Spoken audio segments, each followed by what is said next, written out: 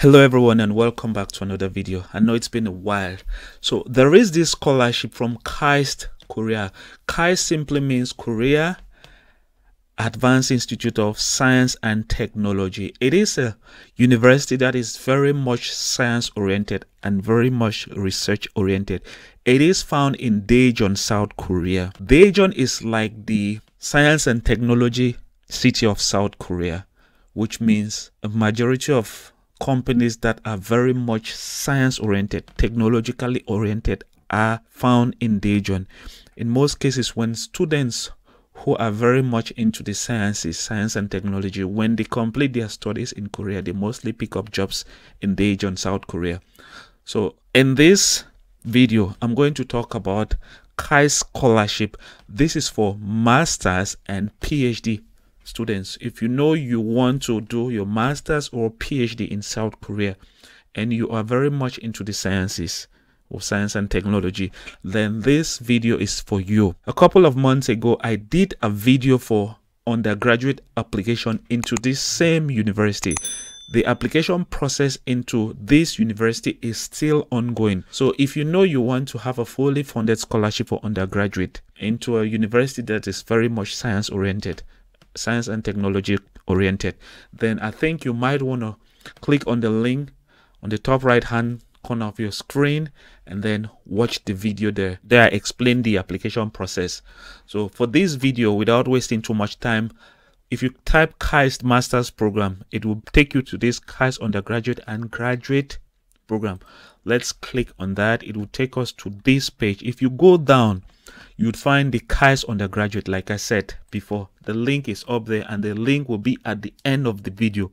For those who want to do an undergraduate program, the application is still ongoing and it will end on the 13th of, like you see it here, it will end on the 13th of January 2023. So if you know you want to do your undergraduate, you might want to go to that video, which will be up on the screen or at the end of this video. So if you want to do an undergraduate, you can go to the end of the video and watch it. Also, remember that you would have to provide recommendation letter for undergraduate students. So after applying, you would have until the 20th, you would have until the 20th of January to submit your recommendation letters online through email. Now let's go back to the graduate. I'll click on the graduate and they will take us to this page. Now, it is important to note that there is an announcement here. You can express your interest to study in KAIST by clicking here, and then you would have to fill out this information indicating your country. It's just an expression of interest, and then they would provide you with information. So it says, if you are interested in being part of our unique community, please express your interest by submitting the following form. We'll reach you by email when any event targeting your interests are open. So you can express your interest there and tell them that maybe you want to study a particular program. You indicate your country and then they'll get back to you. That is one of the best way to get into this university, even because you get to talk to the people, and then if they're interested in you, they'll get back to you. And then if you've already applied, you can track it here. So this is what interests us. Apply for the 2023 fall entry. Fall is from September 2023 next year. Also, please, if you know you've not yet subscribed to the channel, please make sure you do. Make sure you like the video if possible, and then subscribe and then turn on the notification bell so that whenever I upload a video on scholarships in South Korea, you would be informed, because there are many different types of scholarship. You don't just have only the Korean government scholarships. You have professor scholarships, you have individual university scholarship. Some universities do provide scholarships that are very competitive. So if you know you're smart, you can still study in South Korea for free without paying any tuition. I know being smart is a relative term. It is also important to note that it is not every scholarship that comes out in South Korea that I'll make a video. For some, I'll just post them to my Facebook group, which is this one, Scholarships in South Korea, which has almost 1,700 members. Some I just post the scholarship opportunities, like there is this AMA Plus scholarship. I've not yet made a video, but I have old videos on AMA Plus. Or there is another group for scholarships around the world, where I provide information about different types of scholarship in the United States and in any other part of the world. So if you know you really want information on the different types of scholarships that exist around the world, and if you might want tips on how to go about getting a recommendation letter, any scholarship advice, or any advice as far as academic is concerned, I can give that to you if you ask for it. But I must say that you are determined, because I won't want to find myself doing almost all of the thing for you. You must show that you are ready to put in some of the work yourself.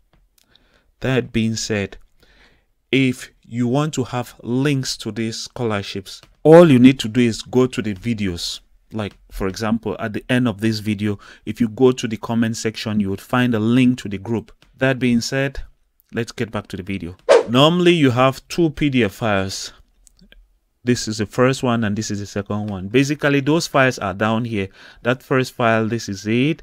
And then the second file is application guideline. But we'll download the application guideline. So it is important to note that the deadline is from December 1st. Sorry that I'm bringing it late because I was kind of busy. But note that if you don't use this early application, there is a regular application, which I will explain. If you cannot meet up with the timeline, you will still have like 3 to 4 months to prepare to apply for this program. But if you can, please follow the early application. You stand better chance. The application ends December 22nd, and then your documents, you would have to print out the online application after you must have completed the application process online. You would have to print it out and add the other documents and then send it to South Korea. It has to get to South Korea by the 22nd of January, 6 p.m. 2023. So it says a hard copy of the online application printout and all the required material must arrive at our office by January 2nd, 2023. And this is the address where you would post the documents to. I said Daejeon. This university is in Daejeon, Technology Hub of South Korea. And these are the programs. You have natural science, and then these are the departments. It is important for you to go through the program and even go to the specific program's website. So let's say natural science, you have physics, mathematical sciences, and chemistry. So let's say you're interested in physics, you have to go to the physics website and go through the different courses. Get used to the professors, because in this application you would have to indicate 2 or 3 professors that you think you might want to work with them, because you have to know their area of research interest and see if it ties with your own area of research interest. It is very important for you to note that you have to know the professors and their research areas of interest, and then see if they align with your own, and then you would indicate their names. For some programs, they might want you to contact the professors. Others, they might not want you to contact the professor. So it is important for you to make sure you go to the specific university, specific department website and get used to the professors. Let's go back. So you have right down to business. You have business and technology management. You have to equally go to the website and know the courses and get used to the professors as well. Now let's download the first one. All right, this is it. Let me make it bigger. Now, like I said, there are 2 periods of application. The first one is the fall admission early, and then there is a second one, which is the fall admission regular. Note that early admission is from December 1st to December 22nd, 5 p.m. Korean Standard Time. And the application is also online.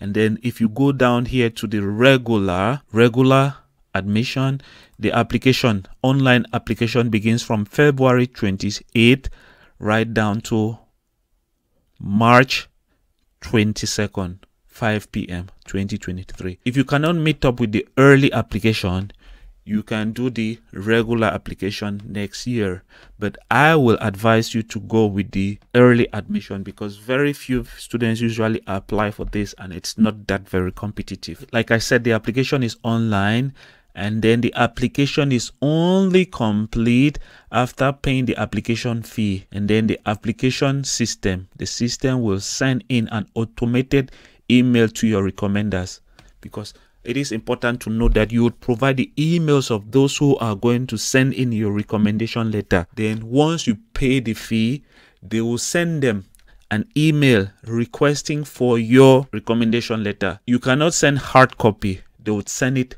online directly to the university. And then now, who is eligible? Those who hold citizens outside of Korea. If you are a Korean citizen, you cannot apply. Let's say your mom is Korean or your dad is Korean or both of them are Korean, then you are not eligible for this scholarship. You have to prove that none of your parents are Koreans by providing a photocopy of their ID or passport. It's a preferably passport. Photocopies of public document indicating parent citizenship. If you have a document that indicates their name and their citizenship, provided. Certificate of family registry. Here in Korea, they do have a family registry. I don't know about other countries. That's the first way. The first process is the citizenship. That's the first eligibility. The second eligibility is on degrees. Those who hold or expect to hold a bachelor's degree or higher by August 28th, 2023. If you know you will graduate before or on the 28th of August, you can apply. You cannot apply if you know that you will graduate on the 29th of August. You'll be disqualified. Or if you're applying when school has already started. School will start in September. If you know you would graduate in September, then know that you are not eligible. Now, the next thing is proficiency of English. That's English proficiency test. They say our official language of communication and instruction is in English. So KAIST uses English, and then you must have a document that proves that you have taken a test in English. If English is not your first language of communication, because it is important to know that some countries where they do teach students in English can apply by just providing a document that proves that they did their studies in English. But if you did not do your studies in English, then you have to provide TOEFL, and then this is a score, and then this is the code. IELTS, you should have at least 6.5 in listening and reading, and then there is this one, TEPS, Test of English Proficiency. Okay, the next other qualification is they would have to evaluate your documents. Our student selection committee evaluates your prior performance, future promise, and prospective contribution to our community based on your academic records, recommendation, and other supporting documents. To support your reading, it is important for you to send us supporting materials in an organized manner. So you have to be very careful when you're writing your statement of purpose. Take time and write your statement of purpose. Give yourself at least 2 to 3. We don't have too much time for the early track, but don't use one day to write your statement of purpose. Most especially, no grammatical errors. So you would have to provide 2 letters of recommendation. The next one, like I said, is the regular. Regular is basically the same thing like what we've seen up here. The only difference is the application period. It begins from the 28th of February here right up to the 22nd of March. Everything is basically the same. Now let's go to the application guideline. Now this is the application guideline for the fall early graduate admission. So this is basically the content. I'll go back to what is of importance. So most of these things we've already seen them in the previous document that we just went through. So if you're applying for a master's, they say if you're applying for master's, applicants must hold or expect to hold a bachelor's degree, and then for PhD, you should have a master's degree. Okay, so for PhDs, you should have a master's degree. If you're applying for masters, you should have a bachelor's degree. And if you've not yet graduated, you should be sure that you graduate on or before August 28th. So we already talked about citizenship. Now, I was talking about English proficiency. So we already went through the different types of English proficiency that they want. Now look here, applicants are able to request a waiver of the requirement to prove an English proficiency test score if you meet one of the following conditions. A, applicants do not need to provide an English proficiency score if they hold citizenship of the following countries or have earned bachelor's equivalent degree or higher from the following countries. So if you studied in maybe Antigua, any of these countries, maybe USA, UK, any of the countries on this list, you don't need to provide an English proficiency test if your passport is from those countries. B, applicants do not need to provide a test if you hold citizenship of the following countries and have earned bachelor's equivalent degree or higher in English as the medium of instruction from the following countries. A certificate proving the medium of instruction must be supplemented, i.e. English lecture certificate. So if you are from maybe Botswana, Cameroon, Eswatini, Ethiopia, right down to Zimbabwe, so you have to look if your country is among the list of countries here. You just have to provide a document from the school that your medium of instruction was English. C, those enrolled in KAIST regular degree program do not need to provide an English proficiency test. So if you are already a student of KAIST, maybe you did your undergraduate in KAIST and you're expected to graduate in August 2023 and you want to get into a graduate program in KAIST again, or maybe you did your graduate like your master's and you want to get into a PhD in KAIST. So if you're already a student in KAIST doing maybe undergraduate, or you're a student in KAIST doing your graduate, that's master's, and you want to go into a master or PhD, you don't need to provide that document. That is it as far as eligible countries for English proficiency is concerned. Now if you go to the next page, that's page 5, you would find online application. So if you click on this link, it will take you to this application portal. This is fall semester early. So the application portal is active for those who want to apply for the early. But if you want to apply for the regular, the portal will be open from February 28th. You would have to wait until February 28, 2023. Like I said, there is an application fee of $80. So this is the application fee. It says, see, applicant fee is $80 or 80,001. Payment can be made by credit or bank transfer at the final stage of online application. Okay, so if there's any extra fee, you would have to pay it. And the application fee is non-refundable. And then they say all documents KAIST receives become our property and will not be returned to the applicant. So what you have to do is just go through the application process. So here, if you click application form, they say read and agree. You have to agree. I've read and agreed, and then you click the application apply button and then select masters, MSc plus PhD. If you want to do combined, if you want to do just PhD, you select major. You have to select the major here. So let's say you took aerospace engineering. Faculty advisor, like I said, you have to go through the department to know the advisors that are available. You would have to write down their names here. For some, you might have to contact them. For some, you might not have to contact them. You have to go through the application guideline. I'll provide a link to this application portal and a link to this page that we were at from the very beginning. I'll provide a link to this page that we were at from the very beginning. So it is very important that you know the names of the professors that are in the research field that aligns with your research area of interest.